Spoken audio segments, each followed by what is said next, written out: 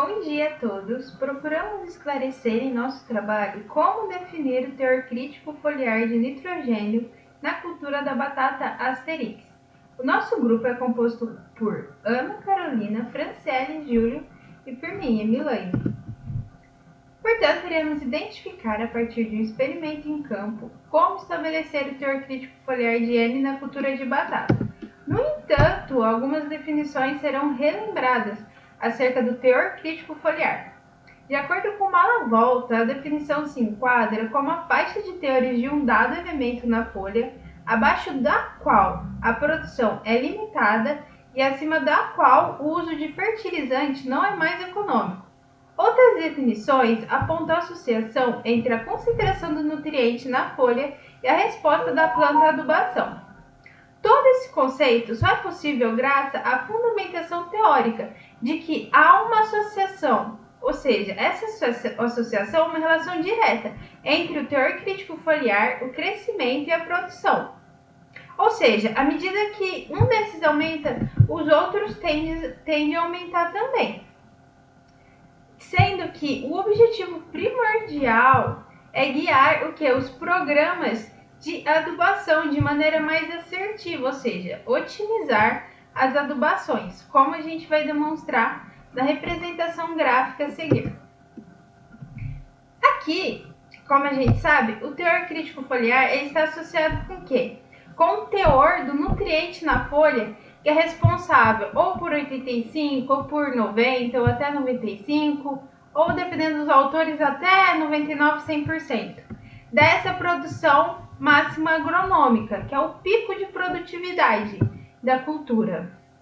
Aqui no caso a gente trouxe no exemplo 90%, que é o que a gente comumente encontra nos trabalhos.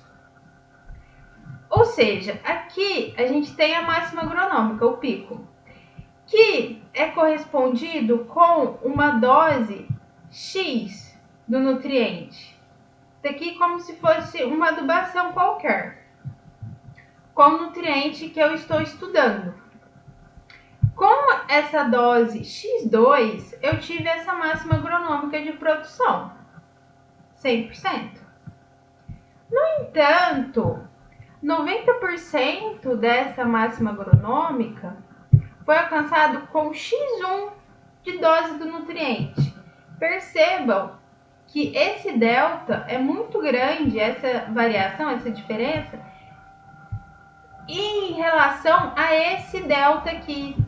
Ou seja, o delta X é maior que o delta Y. Quando isso ocorre, a gente diz que não vai se recomendar adubação para chegar nessa máxima agronômica, porque não seria economicamente viável. Percebam que para chegar em X1, eu apliquei essa dose de nutriente. Eu teria que aplicar mais que o que chegou até X1, que já chegou a 90%, quase que o dobro para chegar em X2. E o teor crítico foliar está associado a todo esse contexto, mas a gente coloca aqui no mesmo gráfico o teor foliar do nutriente, e onde houver essa interceptação desse ponto da máxima econômica com a dose do nutriente, a gente vai ter o teor foliar que é crítico. A gente vai retomar isso mais à frente quando tratar dos artigos. Bom, esse teor crítico foliar, como já foi levantado, ele é arbitrário, porque alguns autores tratam como 85, outros 95, 99, até 100%. O mais interessante seria definir a relação com base econômica.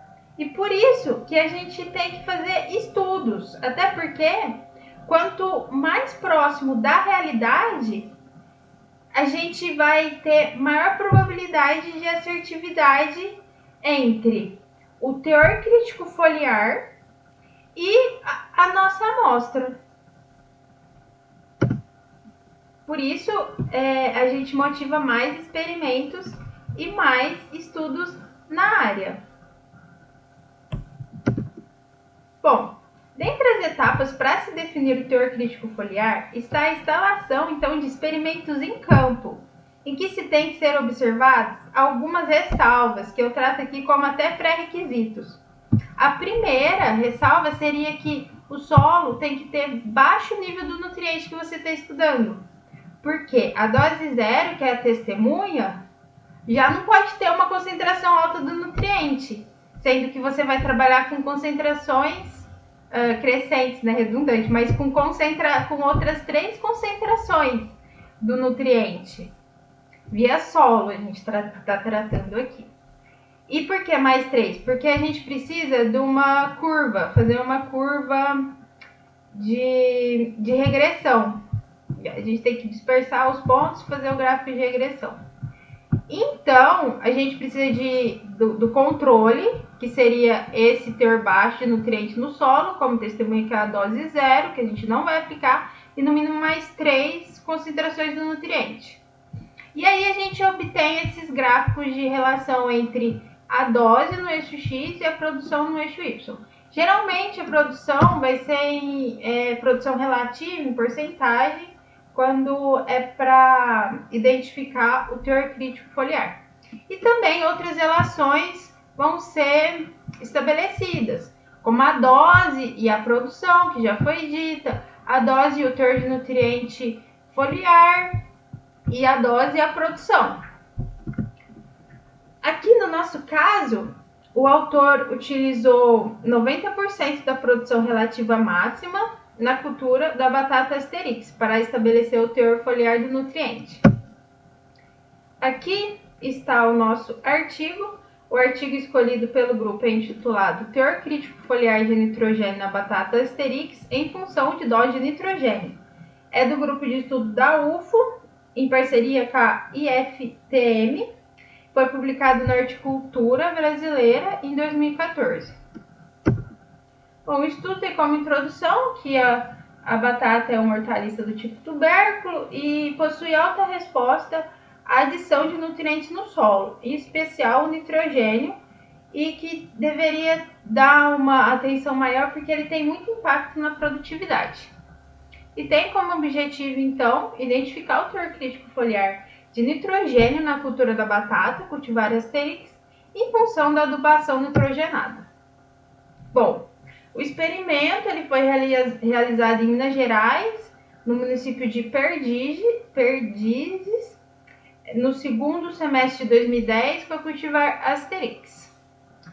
O solo em que foi instalado o experimento é um latossolo vermelho distrófico, 60% de argila. A gente trouxe aqui a composição química desse solo, em que além das doses de nitrogênio, se adubou com 400 kg por hectare de P2O5 e 300 kg por hectare de K2O e 30 kg por hectare de micronutrientes. Em relação ao delineamento experimental, foi em blocos ao acaso com 5 doses de nitrogênio. 0, que não se aplicou a adubação, né? 70, 140, 210, 280 e 4 repetições. Portanto, 20 parcelas experimentais. E esse nitrogênio ele foi parcelado. 20% aplicado no momento do plantio e 80% em cobertura. Bom, para análise do teor foliar de M, a amostragem das folhas ocorreu 50 dias após o transplantio. E aos 90 dias após o transplantio, os tubérculos eles foram colhidos e pesados e tiveram a produtividade extrapolada para quilos por hectare.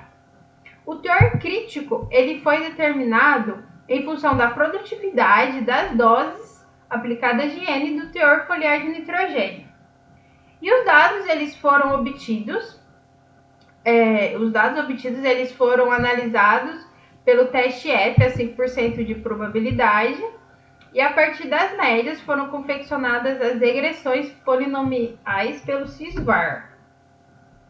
Aqui só uma ressalva em relação ao manejo da cultura, que foi realizado de acordo com indicações e recomendações para a própria cultura, como o uso só de produto registrado para batata e nas doses recomendadas, cuidados desde irrigação, o volume de água também indicado para a cultura, O preparo de solo também, o indicado para batata, a incorporação e tudo mais. Aqui nos resultados, a gente tem que a produtividade e as doses de nitrogênio aplicados tiveram um ajuste o quê? Quadrático. Com maior produtividade, aqui mais ou menos, né, pela curva, aplicação de 173 quilos de N por hectare, que rendeu 21,8 toneladas de tubérculos. E já em relação aqui ao teor foliar e as doses de N, a gente tem uma relação linear. Todavia, a gente quer chamar atenção aqui que na dose 0, sem aplicação de nitrogênio, correspondeu já a um teor foliar de 57 gramas de nitrogênio por quilo de folha, no caso, né? Ou seja, o teor foliar de N já está bem elevado. A gente vai tratar mais adiante disso. E o autor que menciona que o teor crítico de N foi de 67,6 gramas por quilo. Bom, os autores concluem que a dose de N estimada que proporciona maior produtividade de tubérculos é 173 kg por hectare, como a gente já havia visto no primeiro gráfico, com produtividade de 21,8 toneladas por hectare de tubérculos. E considerando para obter 99% da produtividade, 90% da produtividade, é só fazer 90% desse valor, a gente chega em 155,7 kg por hectare. E o teor de N crítico estimado nessa dose é de, segundo os autores, 67,6 gramas por quilo. Bom, nós refazemos os cálculos de acordo com as equações de regressão que foi disponibilizado nos gráficos e nós chegamos ao mesmo valor encontrado pelos autores em relação à produtividade, dose, ok, para 100% da produção e 90% da produção, ok. No entanto, e como que a gente fez? Se alguém tiver dúvida, eu vou falar mais ou menos, né? Bom, o autor chegou a 103 kg de N por hectare, a gente substituiu esses valores na equação e chegamos a um Y de 21,85 toneladas. Quando a gente substituiu 19,62 toneladas, que é 90% de 21, a gente obteve um X de 155,71 kg de N por hectare, que essa é a dose responsável por oferecer essa produtividade, que é 90% da máxima agronômica, que é a máxima econômica, que é 19,62 toneladas por hectare de tubérculos. Ok, aqui bateu tudo ok. Só que para o teor foliar, a gente faz uma ressalva aqui, que segundo os autores, o valor seria 67,62 gramas de N por quilo. Esse valor só seria obtido se eu substituísse aqui na equação, o X, os 173 kg de N, que é a máxima produtividade agronômica, o pico da produção. Mas como a gente quer teor crítico foliar, a gente deveria substituir aqui esse valor aqui, 155,71 kg de N, e encontraríamos 66,59 gramas de N. Bom, o artigo ali foi publicado aqui com esse teor crítico foliar, que não é 90% da máxima produção, e sim a máxima produtividade, 100%. O que a gente pode, então, concluir? Seria de 67,62 gramas a 66,59 gramas se fosse trabalhar com faixa de suficiência do teor foliar, né? O pico máximo, o pico mínimo. Mas como ele quis saber o teor específico do crítico, então seria esse valor. Eu vi um equívoco pelos autores e passou pela revisão e foi publicado dessa maneira. Outra ressalva que a gente faz seria na confecção dos gráficos. Aqui está produtividade em tonelada por hectare, tudo bem.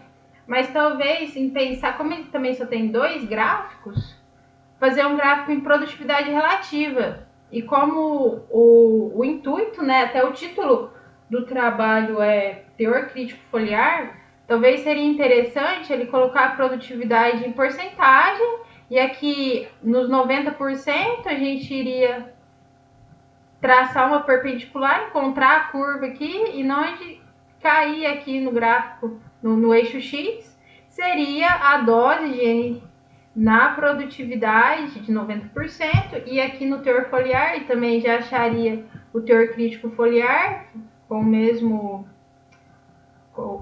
procedimento, como aqui os autores fizeram na alfafa, cultura da alfafa, uma forrageira para potássio. Então, teve a aplicação de dose de potássio na cultura da alfafa, e o tratamento foi desenvolvido com 6 concentrações dessa adubação potássica, com 2 tipos de solo, como a gente pode perceber aqui.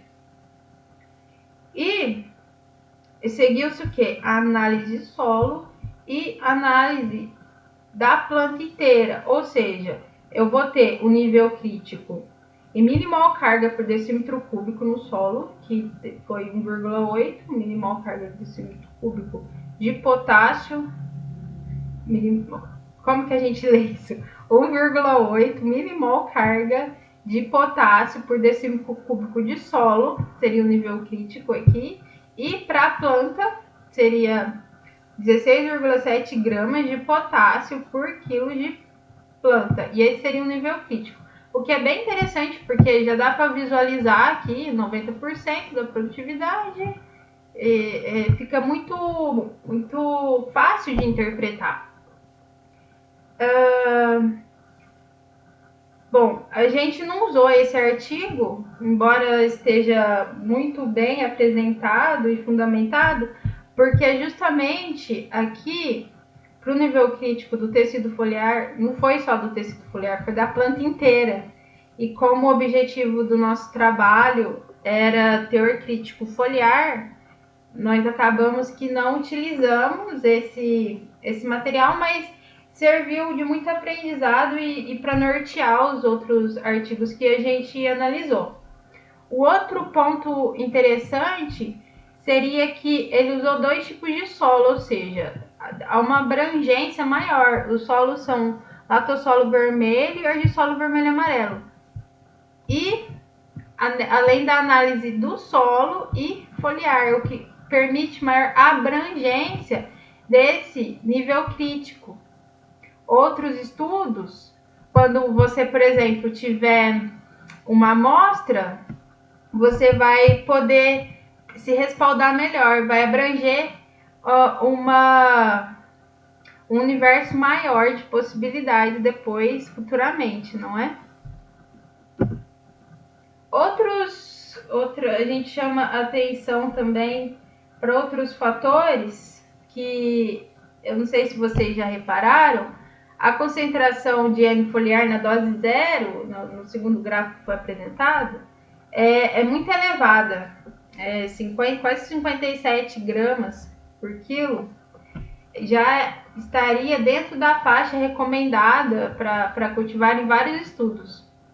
E por que isso aconteceu? O autor diz na discussão dos resultados que antes do experimento tinha sido cultivado soja na área, e por isso que a concentração de nitrogênio no solo estava elevada.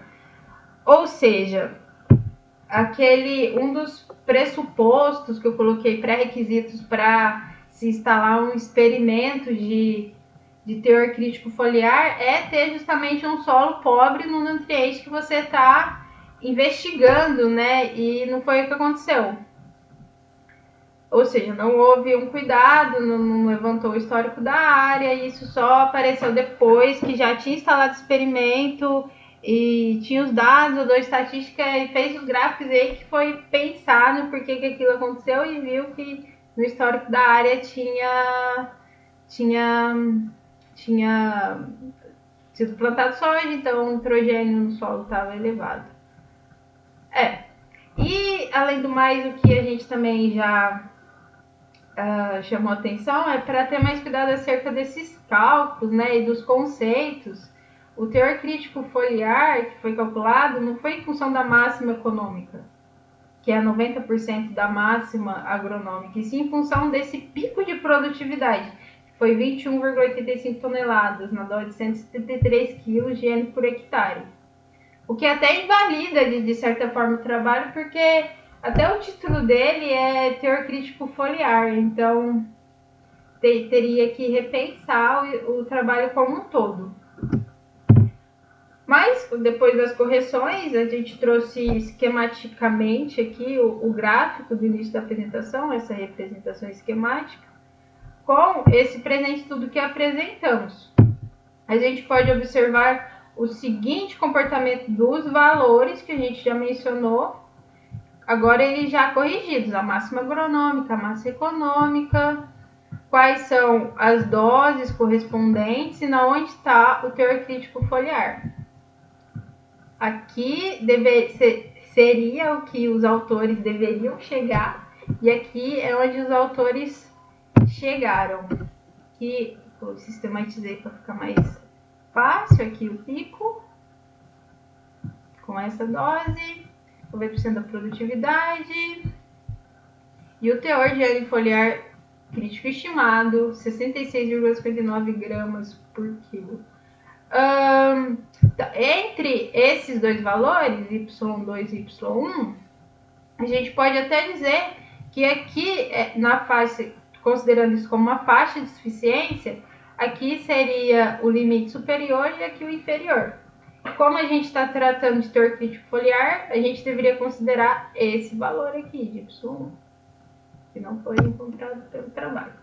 Porém, o trabalho foi de muita ajuda, contribuiu bastante. Entre as vantagens do teor crítico foliar, a gente tem a otimização das adubações. Ele consegue diagnosticar ou até confirmar um diagnóstico visual, a facilidade de interpretação dos dados, em que um dos motivos para ele ter essa abrangência e ser vantajoso é independência entre os nível crítico, o teor crítico de cada elemento. Por exemplo, um não depende do outro. Isso tem uma vantagem e uma desvantagem também que a gente vai falar adiante. Ainda pode indicar se o nutriente está sendo ou não absorvido pela planta, e ainda traz a possibilidade, se necessário, de recomendar testes adicionais para identificar um eventual problema, seja análise de solo ou métodos não univariados, como esse que é o teor crítico foliar, como DRI, CMD, que são multivariados. Dentre as desvantagens, pode destacar o quê? A extrema dependência de uma boa amostragem, para que esse teor foliar corresponda ao mesmo teor crítico foliar.